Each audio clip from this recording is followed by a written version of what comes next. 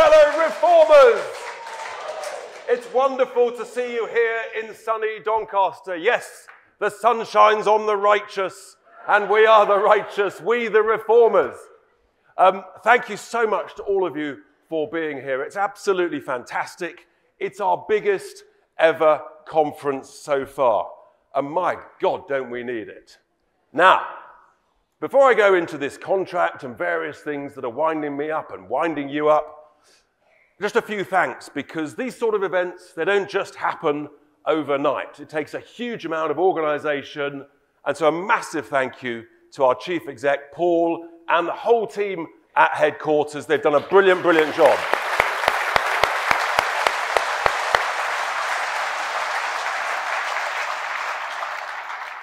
And of course, Simon Marcus and the people involved with piecing together this contract. And the stage and everything looks absolutely amazing. A huge thanks to Ben Moss and his team for that. 3 years ago, when we launched Reform UK, everyone laughed at me. The Tories, they laughed at me. They said, "Richard, what are you doing? You're one of us." I said, "No, I'm not."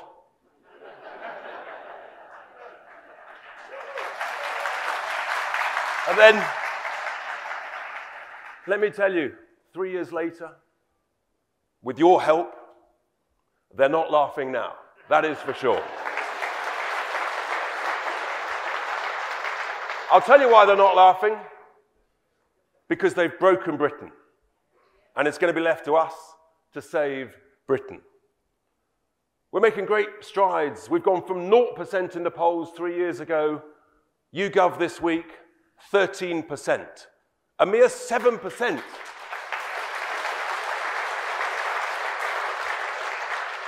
Whilst we're soaring in the polls, Sunak is sinking in the polls. So I've rebranded him. Sinking Sunak. That's the reality of where we are today. It's extraordinary. And not only are we 12, 13% in the national polls, but we've now proved it in these recent two by-elections. In Kingswood, with the amazing Rupert Lowe, just over 10% from a standing start a few weeks before. And the brilliant Ben Habib, Brexit Ben, in Wellingborough, 13%. Our best two by-elections.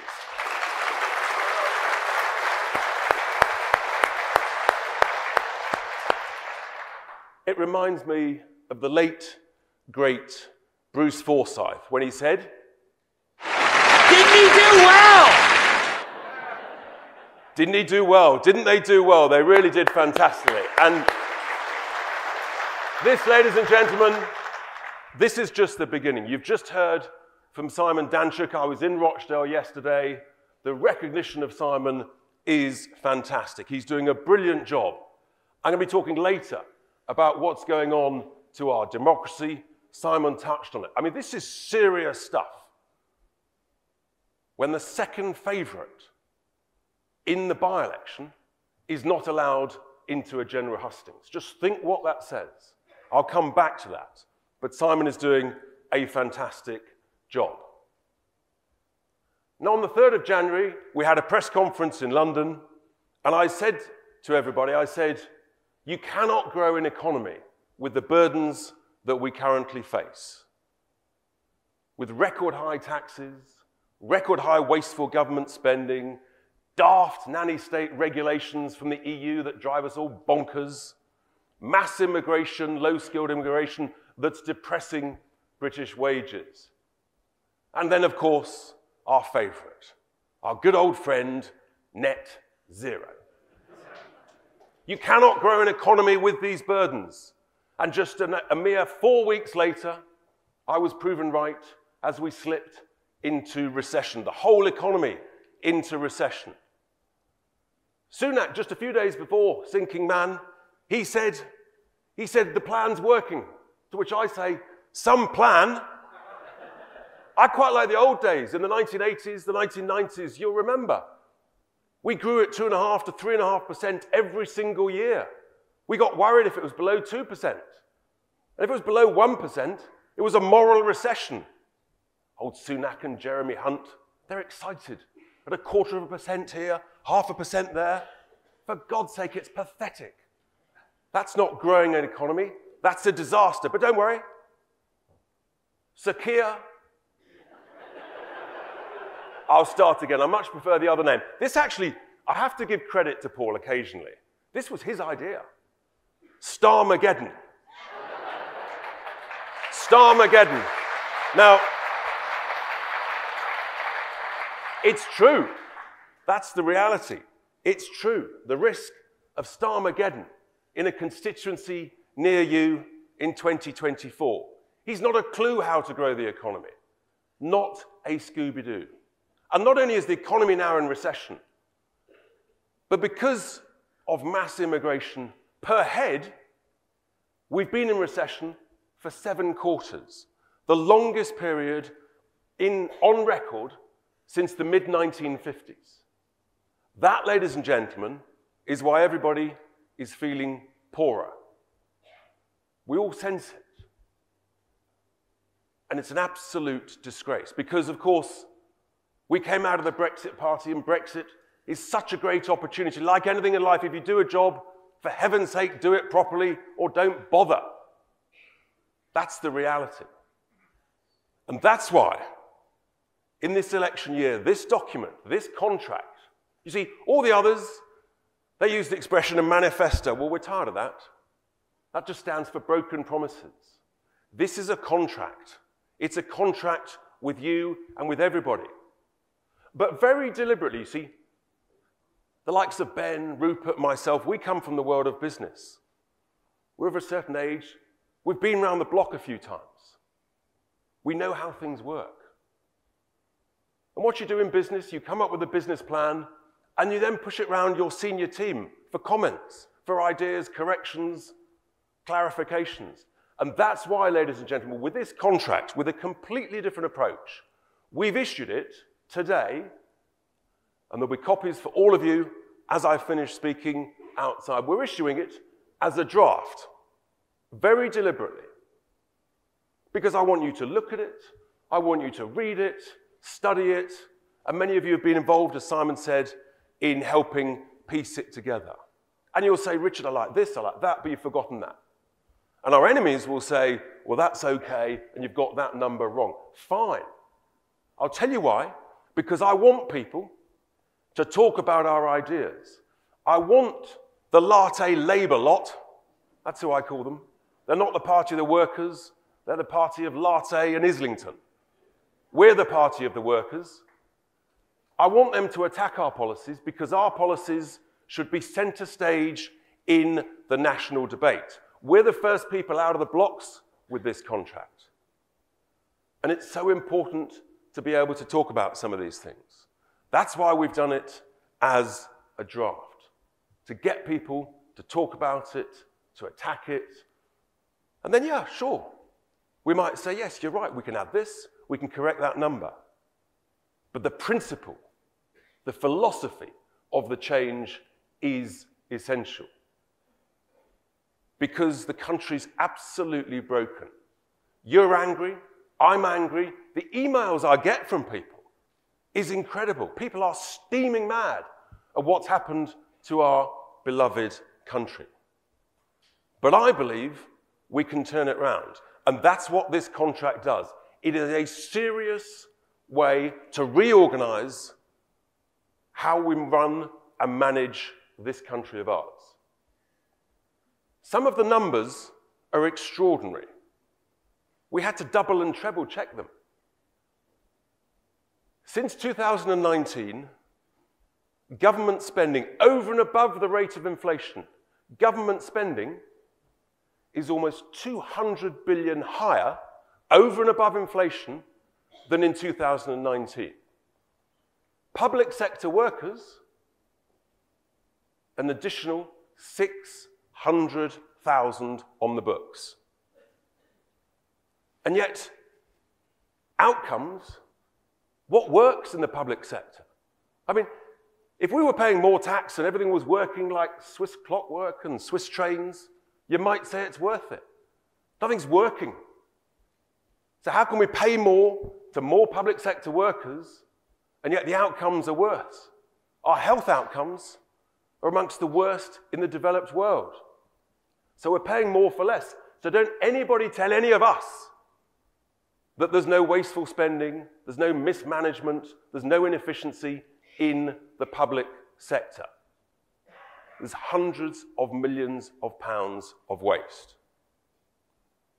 And I'm going to give you, we talk about this in the contract, but I'll give you the biggest three. The first one is truly unbelievable. The governor of the Bank of England, a gentleman called Mr. Andrew Bailey, and his senior team, in their infinite wisdom, they've decided to pay interest to the commercial banks in the city on all of the QE money that was printed in the financial crisis and during the COVID crisis. Now, when interest rates were zero, it didn't matter. It was nothing. It's now £35 billion a year. We can't imagine what that is. I'll tell you what that is.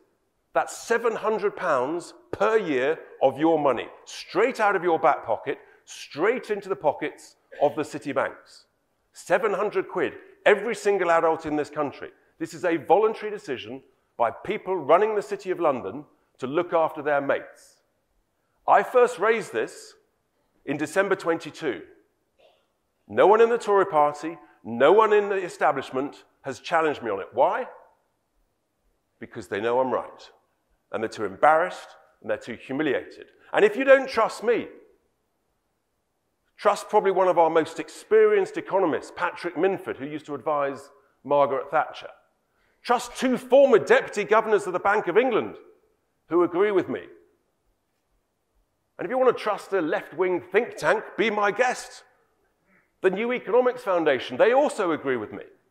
So that's the first thing, 35 billion quid. The second thing, our old friend net zero. No one's talked about what's the cost of net zero. It's at least 30 billion pounds per annum for the next 25 years. I'm being cautious. I hate to say I'm being conservative because I'm not, but it's sort of like a contradiction in terms. That's another 600 quid nicked out of your other back pocket. You better sew them up, I think. Every year. This is what they're doing with our money. And for what? For what? So those two things alone, that's 65 billion pounds. That's more than the whole of the defence budget. It's 1,300 quid of your money every single year. And then you've probably heard me talk about what I call the £5 in 100. All of our budgets, at home we're managing our budgets carefully. We're saving a few quid here and a few quid there. Likewise in businesses, you've got to save 5 quid in 100. I've just touched on the waste. It's everywhere. I was on LBC the other day with Nick Ferrari, talking about the waste, and someone challenged me. We'll talk about the health service. From that interview, 2 separate doctors from the NHS, they got in touch with me. And they said, Richard, you're bang on the money. The waste is everywhere. It's unbelievable. So we know the waste is there. And then there's other savings on benefits, on immigration, scrapping the rest of the ridiculous HS2, and so on. All of a sudden, this adds up to almost £150 billion a year. That is £3,000 a year of your money, every single adult. £3,000 a year is what's being wasted, is our estimate, every year. This is serious money. So what this contract does, it sets out those costs and those savings, and then what we should do with it. Now, because the situation is so serious, it's what Brexit Ben, he says, it's an existential threat, and it is. The crisis is urgent. If we keep flatlining or in recession, we keep spending hundreds of billions more than we're earning, what happens? Eventually, you run out of cash. We go bust. That's what happens. So the situation is urgent. So that's why, in this contract, we've set out the first 3 or 4 items that we would do, the critical items, in the first 100 days. No sort of waffly promises from the other parties. This is urgent. This is what you do when you're trying to turn around a failing business. The good news is, although rather like, a bad chief exec can ruin a good business in 2 years, a good chief exec, good leaders can turn around our country in 2 to 3 years. But it's critical. That's why we set it out as the critical reforms needed in the first 100 days. And the first one is the economic ones. The tax cuts, the personal tax cuts. Making work pay. Work is a good thing for all of us. Lifting the tax threshold to £20,000 for everybody. Freeing up 7 million people from paying any income tax whatsoever. Slashing energy levies. Reducing fuel duty. These are absolutely vital things to do. Reducing stamp duty on homes to create more activity, more economic activity. Because when you get more activity, you get what they call the multiplier factor. And that creates more growth. And abolishing the grief tax, inheritance tax. It's double taxation at a time when you're grieving. It's a grief tax. All of these things would make a huge difference to individuals and families up and down the country. And then also the help for businesses. Small businesses are the engine, the driving force of the UK. That's why it's unbelievable that the Tories lifted corporation tax. More daft regulations. We've got to get rid of them. We should cut corporation tax back to 20% and then by the end of a first term towards 15%. It's essential. That's how you grow investment. Small traders, we've got to abolish these mad IR35 regulations that are annoying hundreds of thousands of small businesses. This is absolutely essential. It really, really is. Daft regulations. Why on earth should we tolerate them? We shouldn't. We've got to get rid of them. It's absolutely essential. Those changes will make a massive, massive difference to growth. What about PR? Proportional representation. Excellent question, sir. Patience is a wonderful virtue. It's a bit later in the speech, but stand by. And then where do we spend it? Healthcare. Most developed nations enjoy healthcare free at the point of delivery, as we do. And that is absolutely the bedrock of any health system. But we have to be honest, and we're the first political party that has the courage to tell it as it is. There's some wonderful frontline efforts and care, but the truth is, the NHS is in crisis. It's not fit for purpose. We all know it. We all see and feel experiences that are not working. We have to be honest and say that it needs fundamental, major reform.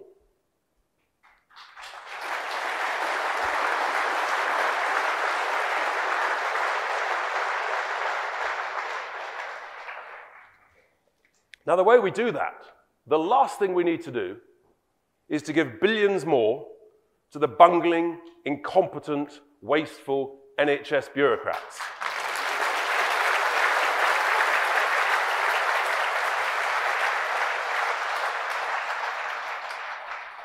But here's what we do.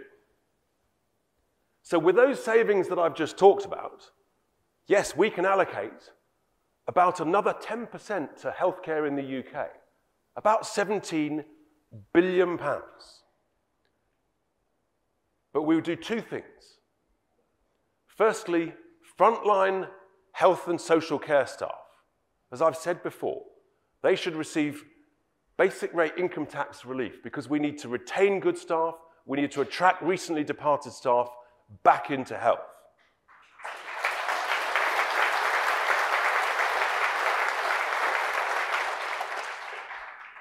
We need the NHS to use the huge independent healthcare capacity out there, which is a combination of charities, not-for-profit groups, and private hospitals and health clinics and the like. Because what we need to do is we need to buy millions and millions of operations, because the target, we're the only party with a serious ambition and a belief and a passion that we can get in 2 years. If we make this a national endeavor, we can get waiting lists down to 0. That is the objective. We're the only party with that belief, but it requires fundamental reform. That's what you've got to do. The other thing is, and this will enrage the people on the left, good. What we say to people is, if you can afford to pay a bit more, then morally we'd like to encourage you to pay a bit more. So we'll incentivize you through the tax system to pay a bit more. So if, for example, if you and your family, if you're buying private health insurance, you should get basic rate tax relief on it. If you're self-pay, so what you're doing, you're easing pressure on the NHS, which helps everybody. Because if we ease pressure on the NHS, everybody benefits. That is the key. So that everybody will get faster, better care. The net result is the pain is gone sooner, the suffering is ended faster, and people live longer, healthier lives. So this is a fundamental reshaping of how we do healthcare. But it's still always free at the point of delivery. It's an extra 17 billion quid into healthcare in the UK, but not to the bungling, incompetent NHS managers. They will waste it, we know that.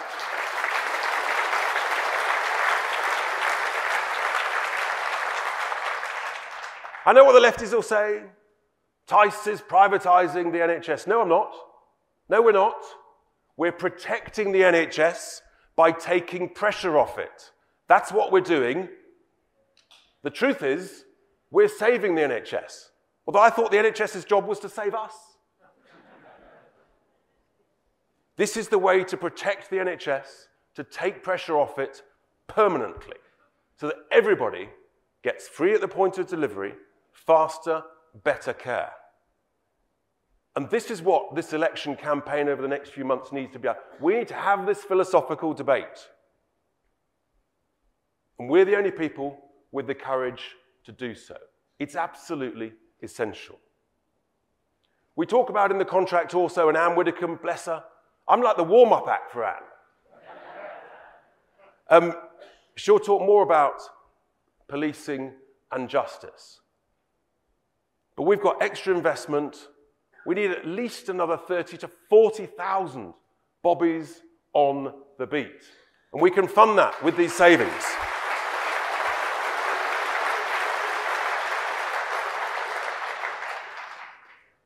Because law and order at the moment is collapsing. We don't feel safer on the streets. In education, we're the only party with the courage to say we don't want our children and our grandchildren taught all of this mad gender ideology, questioning, social transitioning.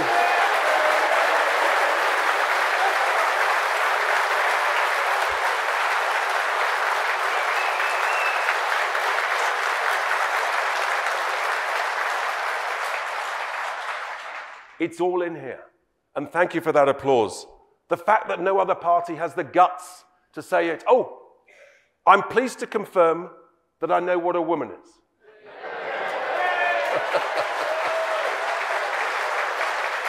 I mean, what an absolutely mad world that I should even need to say that, for heaven's sake. I mean, I think I'm literally the only party leader that actually just tells it as it is. No one knows where Ed Davey is. I think he's trying to work it out. Maybe he's reading the dictionary. I mean, seriously. The other thing we have to ban in schools is this critical race theory nonsense.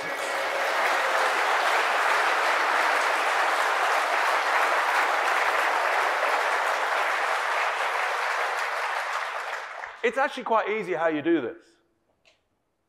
The Secretary of State for Education writes to the head of every primary teacher, head teacher, every secondary school head teacher, and says this stops this weekend. I tell you what, to allow for our Royal Mail, the snail mail, maybe next weekend. But it stops. And if it doesn't stop, you're fired. And guess what? It'll stop. It's a bit like when I say to all the managers in the departments, all the quangos, the commissions, all that lot, you've got to save 5 quid, 100. If you don't, you're fired. Guess what? They'll save 5 quid and 100. That's what happens in the world of business. And yes, I know it's tough. But sometimes life is tough. That's just the reality. You know, we've all come through the school of hard knocks. That's the reality. I don't sense there's many snowflakes here in the room. I miss that, sir. We're fed up with them. You're quite right. We've got to tell it as it is. It's absolutely vital. And then there's the issue of benefits. Our benefits bill is going through the roof.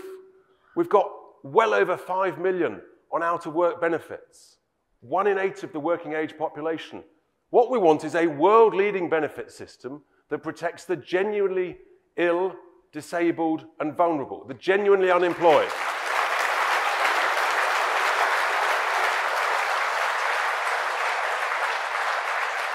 That's who we are, that's what we are, and let's be brilliant at it. But equally, we have to recognise that because of the way that the Tories have developed this system, there are lots of people who want to be in work who are trapped because work doesn't pay for too many people. That's why our income policy is so vital. All of a sudden, you change that calculation at the end of the week. Net, am I better off or worse off, working or on benefits? We're the only people with the courage to tell it as it is. And yes, I know the lefties will hate this, but we're the party of the workers and the strivers. We're not the party...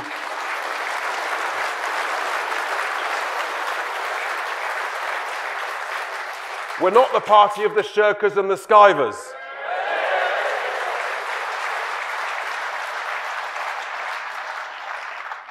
There's another key element within this contract, which I think is absolutely vital. We talk about defence. Do you know Grant Shapps the other month? He went to do a little sort of exercise, you may have heard, to look at a missile launch, part of our nuclear deterrent.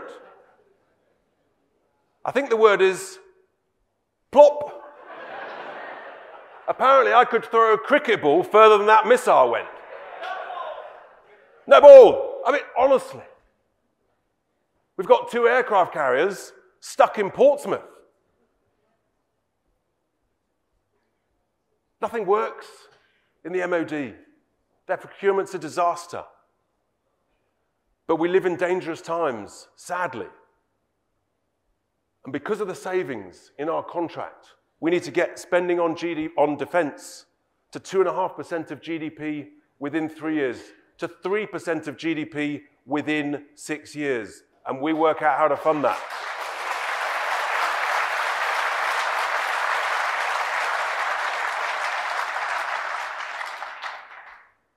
But I think it's fair to say we need some other people in charge of procurement in the MOD.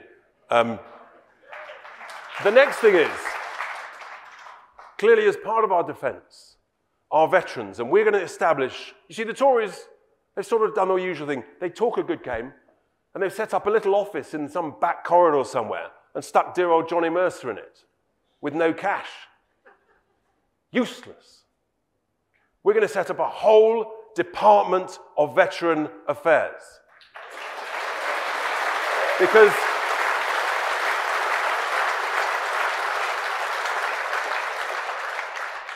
and I haven't allocated a few million quid like the Tories to it. No, no, I've allocated £1 billion to it every single year. Because our veterans,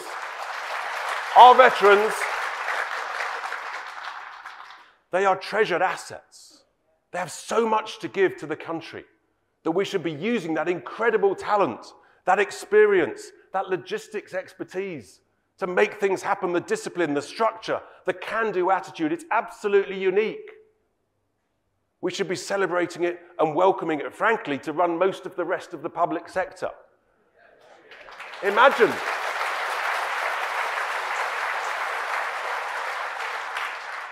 Imagine of officers were running police forces as the chief super. It used to happen 40 or 50 years ago.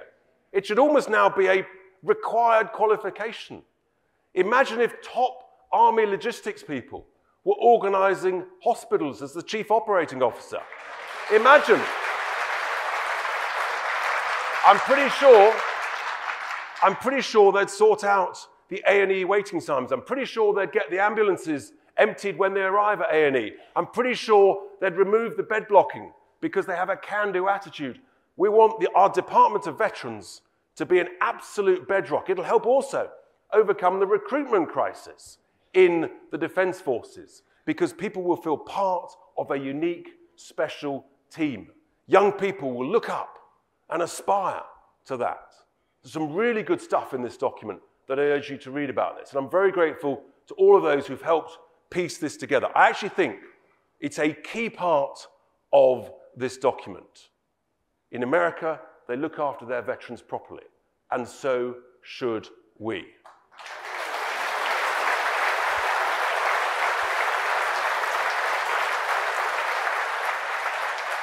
There's other great bits in here, in particular, for example, children and families.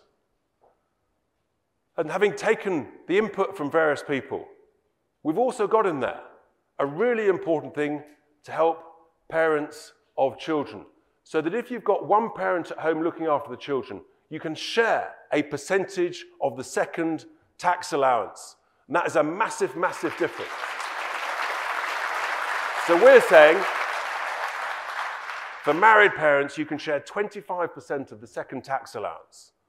It's a big allocation of money, but it's really, really important. We talk about housing, we talk about transport and infrastructure. And then Rupert Lowe will talk about agriculture, fishing, we've allocated money.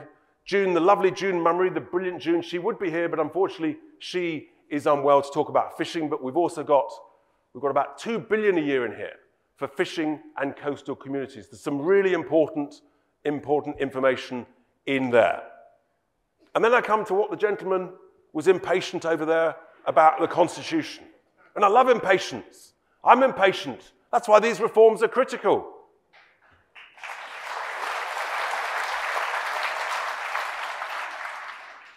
And I'll just run through some of them. The first thing is, I don't think we need anything to do with the World Economic Forum.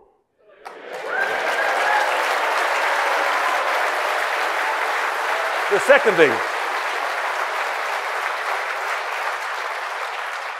second thing is, frankly, unless there's fundamental reform to the way it's funded and its structure, I'm not sure we want anything to do with the World Health Organization.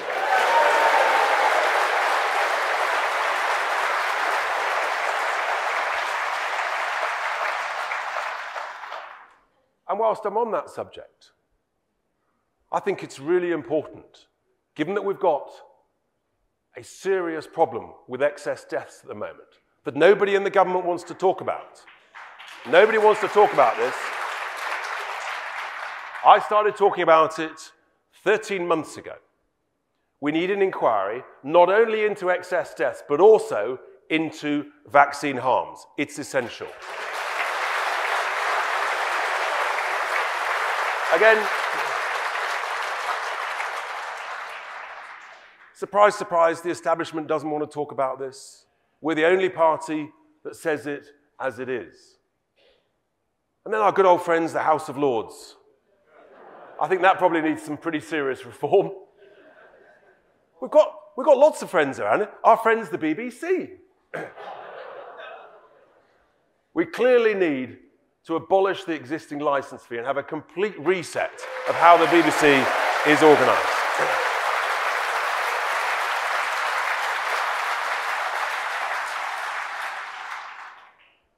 Here we are, sir.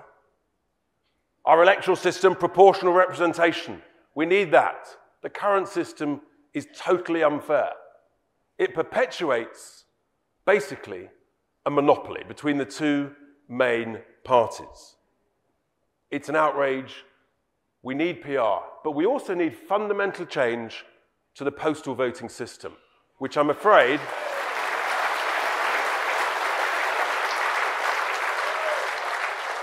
which I'm afraid is open to extraordinary abuse. I did a test the other day just to check this out.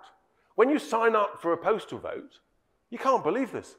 You'd sort of think, well, it's pretty important they send the postal vote form to the address where you're claiming you can vote from.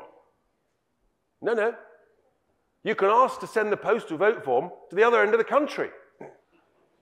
So guess what's happening?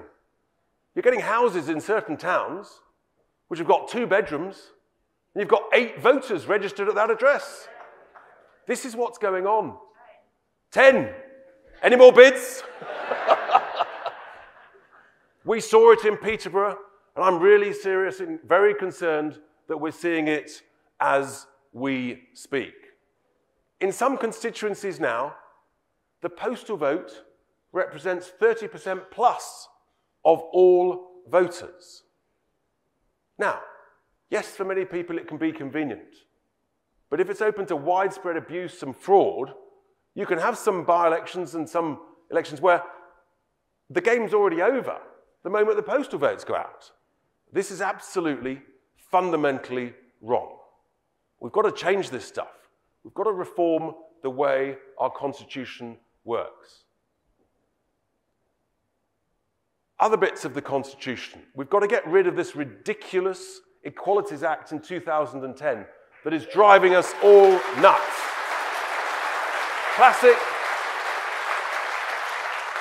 Classic case of well-intentioned stuff that's been just abused, used by all the lawyers are making a fortune at everybody else's expense. You've got all these lovely sounding diversity, equality, and inclusion officers. Why don't we all just actually take that upon ourselves? Meritocratic equality. You don't need some 100-grand paid officer to tell us how to do it. The money we're wasting everywhere on all this stuff. And it's a massive drag on businesses' ability to compete. Huge drag. We've got to stop this stuff. Oh, and another friend of ours, the European Convention on Human Rights. Let's have a straw poll, shall we? Anyone want to stay in it? I don't think so either.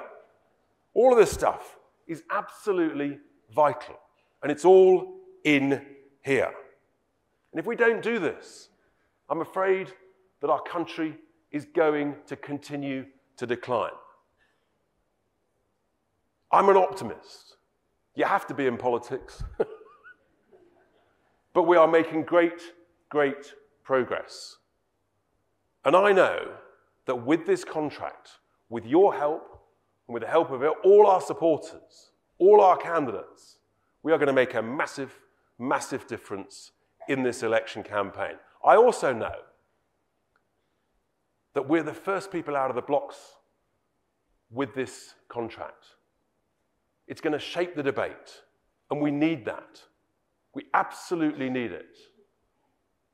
And when they attack us, and they smear us, and they try to cancel us, well, no one's cancelling me, and I hope no one's cancelling you.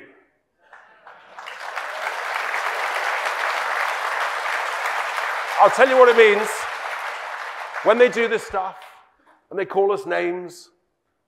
What it actually means is they've lost the argument.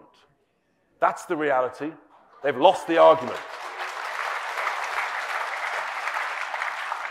And we've got to have the courage to have this battle. Because literally, the future of our country is at stake. I'm going to be talking later about culture, about immigration, about democracy. But I promise you, ladies and gentlemen, our country is in a bad state. It's sinking under Sunak. Starmageddon will make things worse. But with this contract, together, all of us, we are ready to save Britain. Thank you very much.